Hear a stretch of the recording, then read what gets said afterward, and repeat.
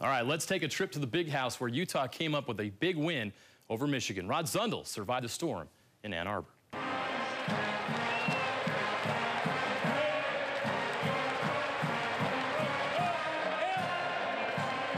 So Utes by 5? I'm praying for you guys coming second place. Michigan by 17. Oh, wait a second. What do you think about that call? I don't know. I just keep thinking back to that Notre Dame game. And,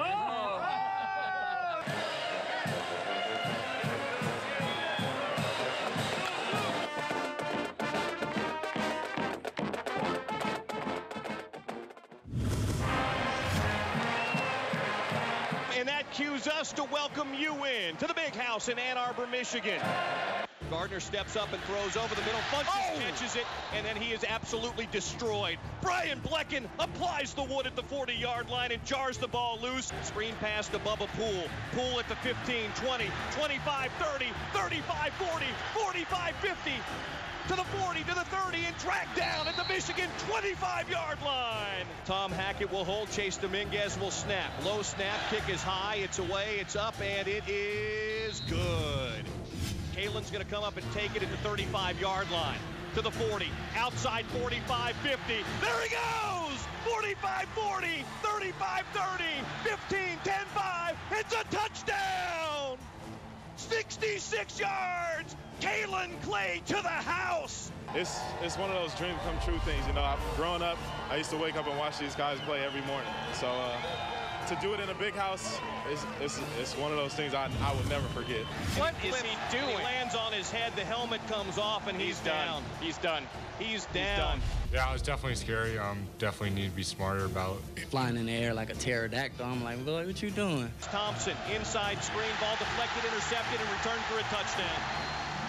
A Michigan touchdown on the pick six. Wilson to pass, backpedals, looks down the field, has a man on the crossing pattern. Drez Anderson, 15, 10, 5, touchdown! Touchdown, Drez Anderson! Man, it was monumental. I felt great. I want to strike a Heisman pose. Offset eye, Gardner's gonna pass, play action, pressure off the edge, down he goes! Nate Orchard got him!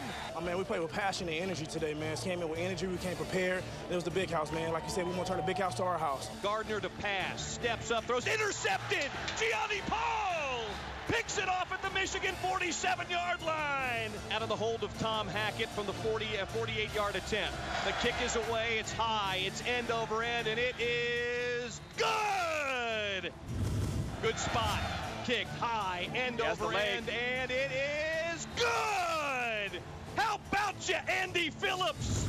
Steps up, fires down the field. It's high and incomplete and intercepted. Kevin Carter, he's at the line. He's got the 50. Yep. He's at the 40, 35, 30, 25, 20, and down at the Michigan 17-yard line. They are suspending play. The teams are going to the locker rooms, and we will have a weather delay. I doubt there's going to be very many fans left in the stands. There are more Utah fans in the Big House now than there are Michigan fans, and this is a fun sight to see. The red outnumbering the blue here in Ann Arbor this evening. That was a win Ute fans will remember for a long time. A lot of things to be excited about, but I got to start with Travis Wilson's nosedive. Frank Dolce pretty much pronounced him dead on the scene. I mean, you guys look at that. Obviously, that's a bad decision, but does he earn a little bit of points with his teammates for that? Is there any positive to that at all? There's not enough, no. Not enough positive to tell Travis to go for that one again. Here's the problem. You're 6, 7 yards away from a first down.